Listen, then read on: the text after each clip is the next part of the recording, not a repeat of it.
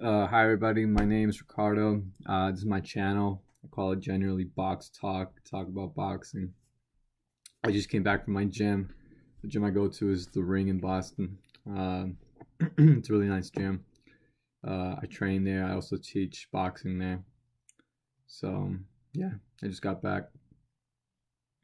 I just wanted to talk real quick about a little bit of a history lesson about boxing, which is always interesting. It's Boxing has a ton of history that developed this country into what it is. Without boxing, we wouldn't be here today. The course of history would have definitely been different. So, one of the pivotal moments, especially in the civil rights era, was the coming of Jack Johnson. So, Jack Johnson's one of those guys that when I first heard about him, kind of thought like, what's the big deal about him? This and that. But the more you learn about the man, you start realizing that he was basically like um, the groundbreaking figure in how African Americans came into the sport and just began getting the opportunity to fight for the world championship of the world. So back in time, in like the late 1800s, when boxing was like the most popular sport in the United States, you had the big figures like John L. Sullivan, the Boston Strong Boy, who was like heavyweight champion of the world. He was like the bare knuckle heavyweight champion of the world, and he was like the last bare knuckle champion because in his time, uh, in his time, the development of gloves came to be. So the problem with bare knuckle boxing is everyone's hand used to break all the time, and medicine wasn't what it used to be back then. People really didn't know how to cure broken limbs and whatnot. It used to be that they just decapitated, they just severed your limb off if you had like a broken arm and whatnot from war. So a boxer's bread and butter is their hand. So obviously you have to take care of it. And if you're a bare knuckle boxer and you're punching people in the forehead, which is like the hardest part of your body, you're obviously going to get some damage onto your hand. These bones right here are as delicate as chicken bones, just so you know.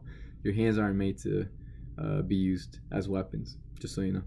Right. But when gloves came, even John L. Sullivan was like, these are great. Like, I love these. These are better than bare knuckle boxing because one, fights lasted longer. Two, they caused more impact. So more knockdowns and knockouts were happening. The only thing really like bare knuckle boxing was uh, better at was causing cuts and swelling and whatnot, and just ending fights early without really much action. But when gloves came to be, honestly, the mortality rate rose because fights lasted longer, more blows to the head were happening, and that's always bad for the brain. Yeah. So going past John L. Sullivan, he retires, and we have Jim Jeffries as champion. He retires. In the meantime, in Texas, we have the son of slaves, John, no, Jack Johnson, and he was born in Galveston, Texas, right? And he learned to box from another pro boxer, a white man, who sparred him and knocked Jack Johnson out, from what I read. And Jack Johnson was like, "Wow, you gotta teach me, man, like this stuff, because this stuff's great." So Jack Johnson got taught how to box, and Jack Johnson incorporated his own style into it, used his size to his advantage, because he was big for that time. He was like, let me check real quick because I have it right here. What his stats are? He measured 6 feet and a half, so like 6 feet and 1/2 inch. In that time, it was huge. So they called him the Galveston Giant. Right. So he embarked on a professional career, but his hopes of ever being world champion were like close to none. Like no chance, because in that time in U.S. history, racism was rampant, obviously. But one thing that made white people insecure was the title of heavyweight champion of the world belonging to a black man. Like for them at that time, it was unacceptable. Even John L. Sullivan, people like to adore John L. Sullivan as like one of those historic figures that had the the Irish fighting stance, and he looked manly with the handlebar mustache in the black and gray picture, and they're like, now that guy is like what men used to be.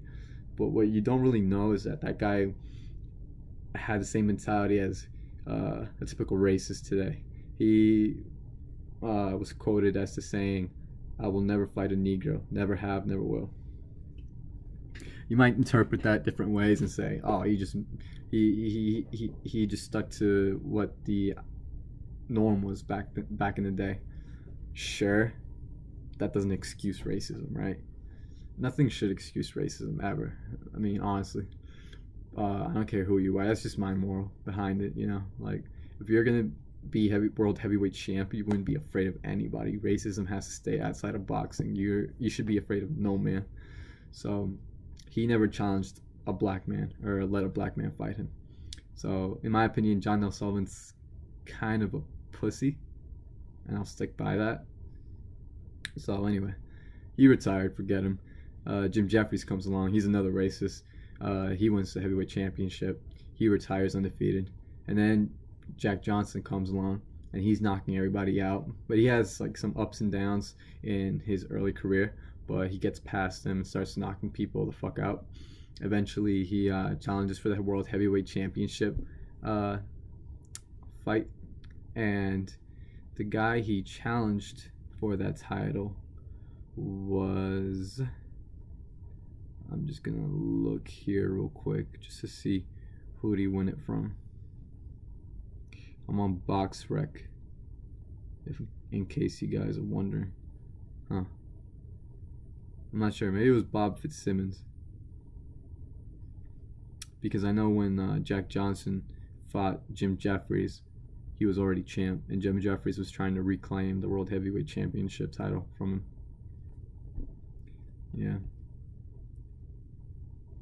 Yeah. Anyway, so white people were like riled up. They were like, "This can't be. One of theirs can't be the world heavyweight champion of the world.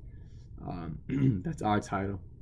How dare a Negro be have the most coveted title in the world of sports, the heavyweight championship?" So anyway, Jack Johnson, he paved the way for Muhammad Ali. Muhammad Ali was a lot of people think Muhammad Ali was the first black man who spoke out of place in his time where racism was like the norm, but he wasn't. It was Jack Johnson. Jack Johnson was way crazier than Ali was, and you can like hear an interview with Ali, and Ali saying like I know I was crazy, but Jack Johnson was suicidal. Because Jack Johnson was doing this in times where like lynchings were common. And not only that, but he would fight in front of like thousands of racist white guys looking to hang him if he won. He would get death threats. He would be told like, if you win this, you're gonna get shot from somewhere in the crowd. But the man didn't care. The man just went in there, confident as ever, with a big smile on his face, and just knocked out whoever was in front of him. Now that to me is badass. That's amazing. I think like that's one of the most courageous things in history a man could ever done. And he doesn't get credit for that. It surprises me that he's not taught in the history books. We learn about Jackie Robinson, but he's nowhere near as important, in my opinion, as Jack Johnson was for the movement for civil rights, right? In my opinion. So Joe Louis never liked Muhammad Ali. Well, I'm not gonna say never.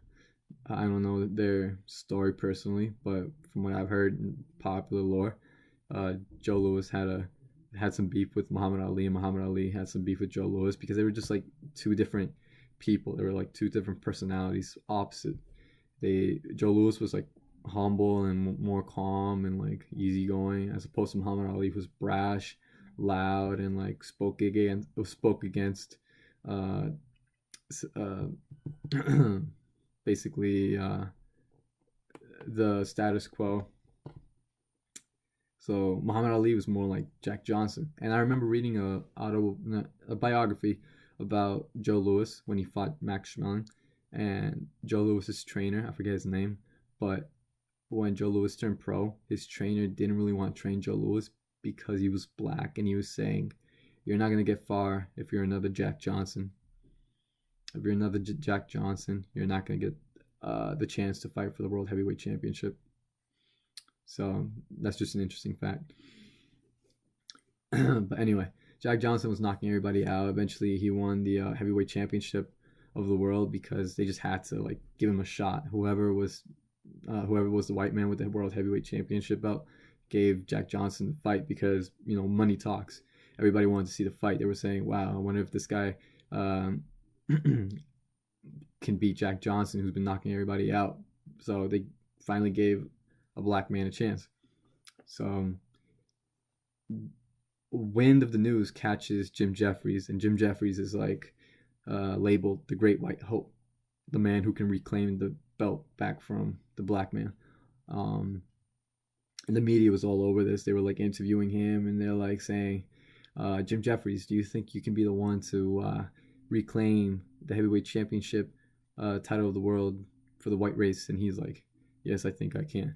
And they started like filming Jim Jeffries next to John L. Sullivan and like a bunch of other former world heavyweight champs or fighters. And everybody's like, oh, how wonderful that all these great men are here together for the cause of not allowing a black man to have the world heavyweight title of the world. So, double standards. In the meantime, Jack Johnson's training. He's doing his thing. He has his own crowd, his own posse. He's training and sparring with other white men. And then Jim Jeffries is like weighing like close to 300 pounds. He has to go back down to like 220 pounds, I think. So he has to drop like 60 pounds to get in fighting shape. And he manages to do that. So that's pretty spectacular. And fight day comes, and they built a whole stadium just for that fight. I remember seeing a documentary on it on YouTube. Tickets were like incredibly expensive for that time. I think they were like $50, and in that time, $50 were like thousands of dollars today. It was like a Manny Pacquiao versus Floyd Mayweather fight, basically, back in the day for them. And all those guys were there. Like 99% of them were just white guys wearing hats and just looking to see Jim Jeffries knock out Jack Johnson. Only people there for Jack Johnson were his cornermen and his crew. But Jack Johnson was there. He was confident. He knew he had to do what he had to do to retain the heavyweight championship of the world. So fight starts, right? And, back then, fights were different. They didn't develop a entirely intricate style of fighting just yet. In that time, fighting was less advanced as it was, meaning they had a more like basic style where like you throw and quickly clinch, then you wait till the ref separates you, then you throw again and quickly clinch. And that's why fights tended to last long, because it was just that simple of a system to fight.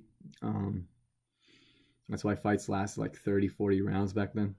They like they didn't do things at a quick pace, is what I'm trying to say.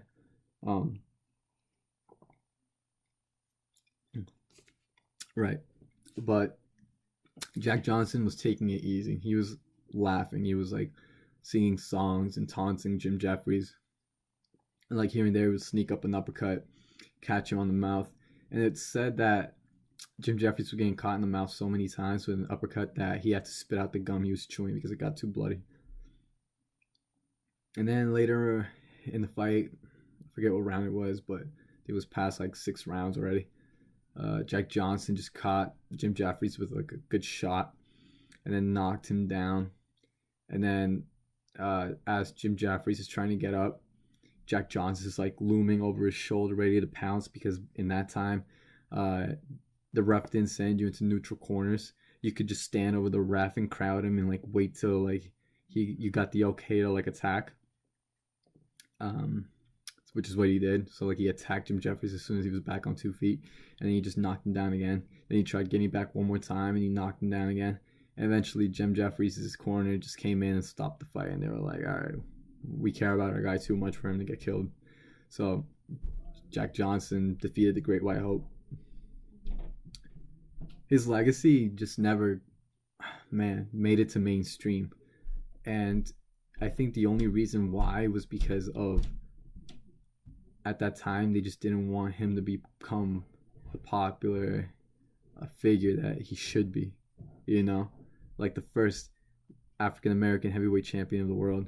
They didn't want the future generations of remembering him for that, because otherwise we know about him just as much as we know about Muhammad Ali or Joe Louis. So it's a shame, you know, in my opinion. And the reason why like it bothers me that much is because it's just such an interesting story, especially for me who's like a passionate boxing fan. And I love like not only do I like history, world history, but I love boxing world history. I think that's one of the most pivotal moments in sports history for civil rights, more important than what Jackie Robinson did. And it began the way for Muhammad Ali, right? So you guys should definitely like look him up on more of his story. Jack Johnson, the Galveston Giant. Check out a documentary called Unforgiving Blackness. It talks about Jack Johnson, his legacy, his career, what happened to him later on. He unfortunately died in a car accident. Pretty sad, right? What a way to go. He's actually my trainer's favorite fighter. Pretty interesting. My trainer's also another guy that loves like history when it comes to boxing. And if you guys ever played Fight Night Champions, you'll see that they actually added him to the roster. You could actually choose him to fight other people online and like other boxers from different times. Like you could have Jack Johnson fight Rocky Marciano, or even fight Muhammad Ali or Klitschko. It's pretty cool. So yeah, leave comments, guys. There's always a lot to talk about in this sport. I'll never run out of ideas, but I just want to kind of hear from you guys to see what you guys think, especially about, you know, my strong opinions, because I tend to have a lot of strong opinions and I stand by them. But I'll respect what your guys' opinions are, even if I think they're bullshit. But regardless, contribute. You know, this is Box Talk. We get to all have an opinion. So, love you guys, and stay tuned for the next video. I'll probably make another one. Take care.